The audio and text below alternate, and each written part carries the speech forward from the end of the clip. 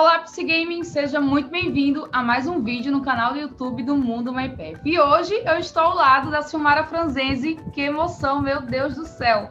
Gratidão, Silmara, por ter aceito o convite. Eu que agradeço, Camila. Boa tarde. Boa tarde, estou muito feliz de ter você aqui. Já estive aí na sua casa, né? Agora a gente está aqui virtualmente. Com certeza. Foi Silmara, muito bom você passar por aqui, até porque quando você veio, estava bem no iniciozinho de tudo, né, Camila? bem no início de tudo. A gente não sabia tudo que estava por vir, né? Não fazia nem ideia. Silmara, eu gostaria que você falasse para o pessoal que está assistindo, né? Quanto tempo de atuação, se você costuma utilizar jogos dentro do consultório, como é que é isso para você? A galera que está aqui assistindo o Psigame, né? Eles gostam de jogos de tabuleiro, acreditam no poder dos jogos e nada melhor que uma psicóloga que está há muito tempo no mercado para falar sobre isso. Tá certo. Bom, Camila, a minha trajetória com os jogos, ela vem lá da infância, né? Então, para a gente pensar um pouquinho como que a gente traz tudo isso aí para a gamificação, para o consultório, para a vida e tudo, eu vou voltar um pouquinho lá no passado, né? Eu, como criança, eu sempre fui muito curiosa, sempre gostei muito de brincar, de aprender brincadeiras novas, né? Desde jogos até brincadeiras lúdicas ali mesmo. A minha primeira formação não foi nutrição, não foi psicologia, foi nutrição, né? E aí eu trabalhei 5 anos em restaurante industrial, enquanto eu fiz a faculdade de psicologia, né?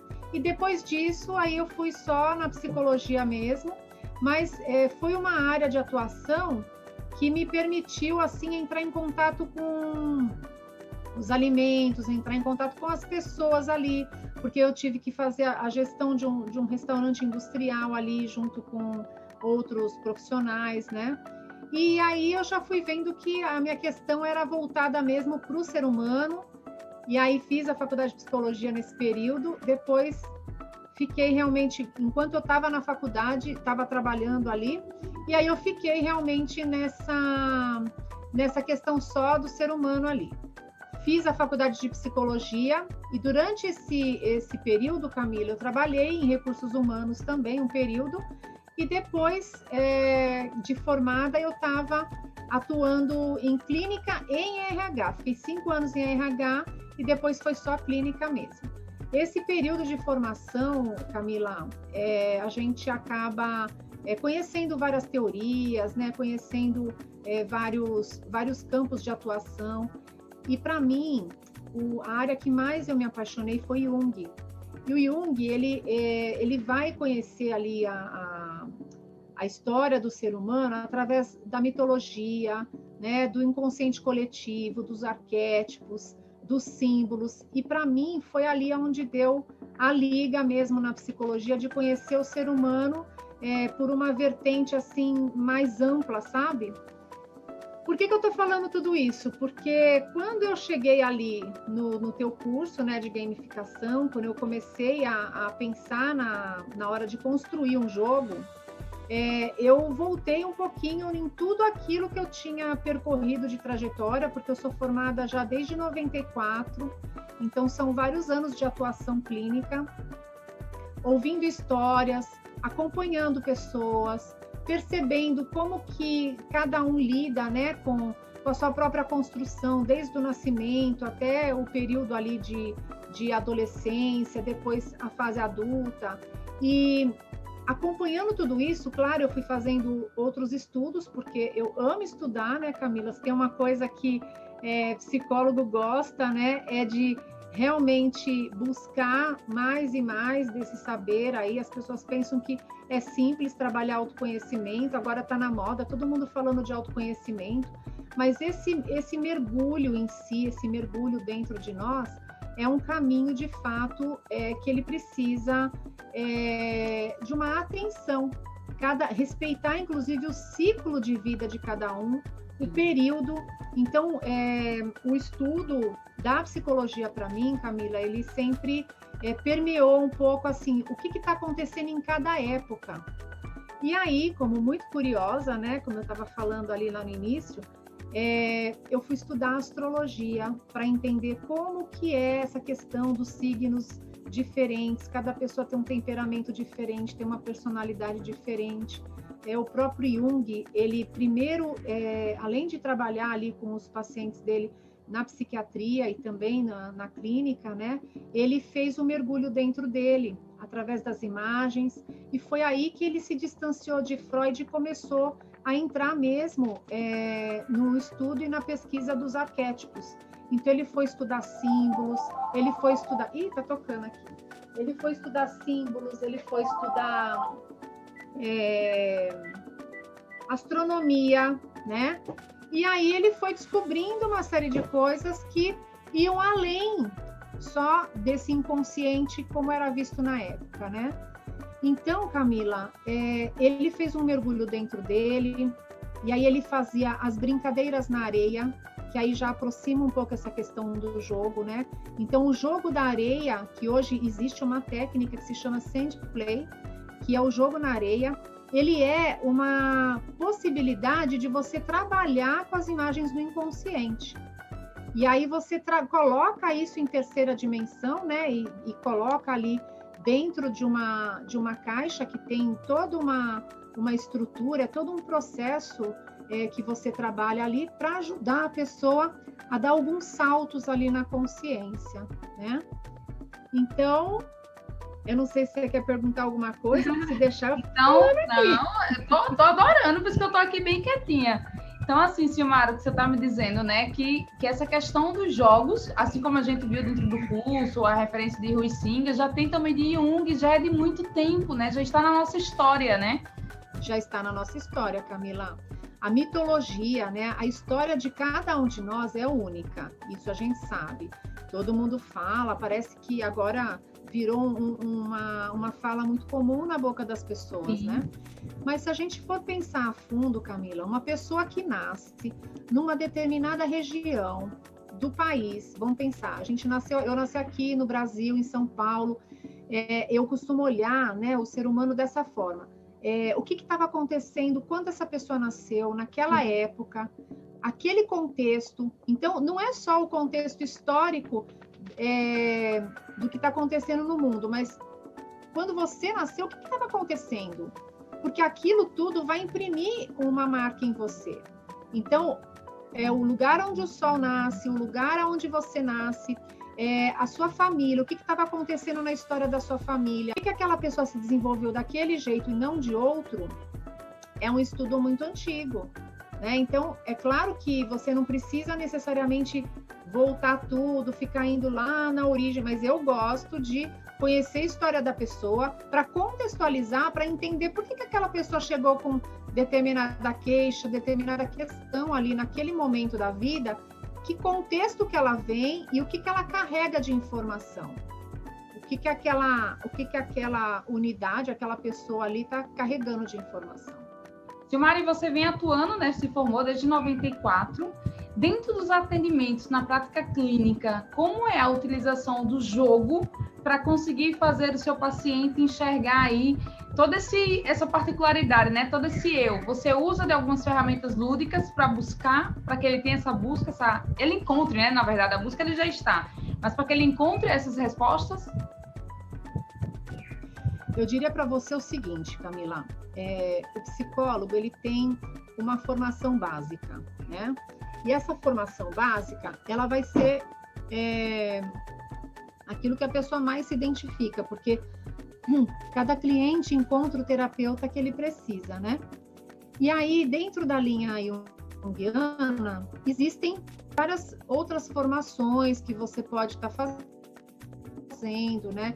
Então, tem a análise dos sonhos, tem, por exemplo, vamos supor que você é uma cliente minha e que você traz um sonho. E aquele sonho, de repente, a gente pode pensar que emoção que a pessoa está imprimindo, que aquele sonho trouxe, e vamos pensar que a pessoa fica com uma imagem ali na cabeça. Eu posso pegar essa imagem que a pessoa pegou, que ficou na cabeça dela, e a gente pode fazer uma montagem na caixa de areia, por exemplo. E aí, perceber o que ela está enxergando ali. Porque esse tridimensional da caixa de areia, por exemplo, ele vai ajudar a pessoa a enxergar algo que às vezes está ali oculto dentro da cabeça dela. Então, a gente tem miniaturas que representam o mundo inteiro na caixa de areia, né?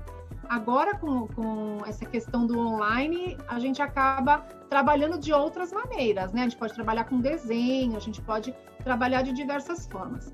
Respondendo à questão do jogo, assim como a caixa de areia, como eu dei o exemplo, que pode ser um jogo, que é o jogo na areia, né? Existem várias técnicas dentro da caixa de areia que a gente pode utilizar ali com o cliente, isso é um dos recursos. Mas o recurso lúdico com criança, por exemplo, já é muito comum. A gente utilizar do brinquedo, de jogos, a gente utilizar ali às vezes, um jogo que você está ali como uma possibilidade de você, através da brincadeira, entender como a pessoa lida com o ganho, como a pessoa lida com a perda, se é uma pessoa competitiva, se é uma pessoa que está ali precisando de um incentivo, como que ela se posiciona, e aí você, como facilitador, vai dando feedback. E existem jogos como o MPF, como o jogo da transformação, que são jogos que eu também utilizo, né? E jogos que às vezes a gente constrói ali junto com o paciente, não necessariamente como um jogo, mas, por exemplo, você pode transformar aquilo, né, dentro da sessão.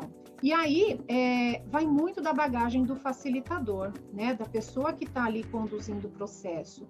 Então, eu acredito que, além de você ter os recursos ali, eu acho que é importante você ter os recursos disponíveis. Então, dentro da atuação clínica, os jogos, eles entram como recursos. Então, por exemplo, né, a pessoa está ali, ela pode trazer um sonho, ela pode trazer alguma situação na vida dela que ela esteja vivendo e que aquilo está paralisando algum processo dela.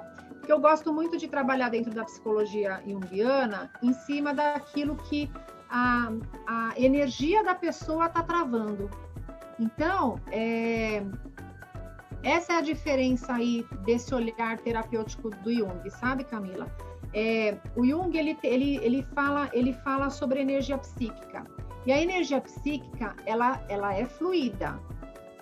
Nós, desde que nascemos, nós caminhamos por um processo, primeiro de construção da personalidade, depois de desconstrução ali, para que a gente vá caminhando para um processo de individuação.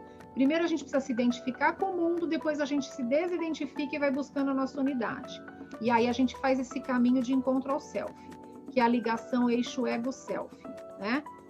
Que é o contato com o seu eu superior, é a forma como você vai trabalhando a sua intuição na vida e vai trazendo a tua unidade, a sua essência ali para o mundo. Dentro desse processo, às vezes a pessoa vem com uma queixa, que é onde a energia parou. É onde ela deu aquela pausa ali na vida dela. Então, normalmente a pessoa quando chega no consultório, ela vem com uma crise, vem com uma queixa, tem algo ali que está impedindo ela de caminhar nesse processo. E aí, vamos supor que dentro de uma consulta ali a pessoa traz um sonho ou traz uma situação bem pontual, bem específica, que ela ficou impactada ali. Às vezes ela nem está considerando tanto, mas aí, quando você vai ver, tem tudo relacionado à vida dela. E aí, dentro da psicologia junguiana, diferente da gente reduzir aquilo num símbolo, a gente amplia. E aí, a gente vai utilizar o recurso terapêutico de jogo, ou até mesmo de uma caixa de areia, aquilo que for necessário, né? Para que a pessoa possa trazer para a consciência, ter os insights dela e avançar no caminho dela. Então, aí eu posso utilizar... Como, por exemplo, eu utilizo jogos lúdicos com crianças, com jovens, com adultos. A casinha lúdica. Casinha lúdica, Camila, tem um alcance muito grande aí na psique, sabe? A forma como a pessoa organiza, a forma como a pessoa monta, como que ela constrói aquilo, a história que ela conta, né? Tudo isso são recursos. O jogo MyPF, eu trabalho com o jogo da transformação. E agora essa construção do jogo aí que eu trouxe, estou trazendo aí para o mundo, que é o desvendar interior, né? Gente, não tem nada melhor, eu falo que não tem nada melhor do que pegar, né, todo o nosso conhecimento e conseguir embalar dentro do produto, para que o mundo consiga ter acesso àquilo ali. Existe a parte, eu sempre compartilho isso com os meus alunos, a Silmara está desde a turma 1, existe toda a parte da teoria, existe toda a parte da ciência e também existe o lado subjetivo. E quando a gente consegue juntar as duas coisas e embalar isso, é o casamento perfeito. Mas para isso, eu vou dar uma pausa aqui, viu, Silmara? A gente vai para a parte 2 desse vídeo, porque eu quero que você fale para o pessoal como é que foi colocar isso para fora, escutar a tua intuição, pegar esse conhecimento e dar vida a um produto. Inclusive, já separa o protótipo aí para você mostrar, tá? Simbora! Tá bom.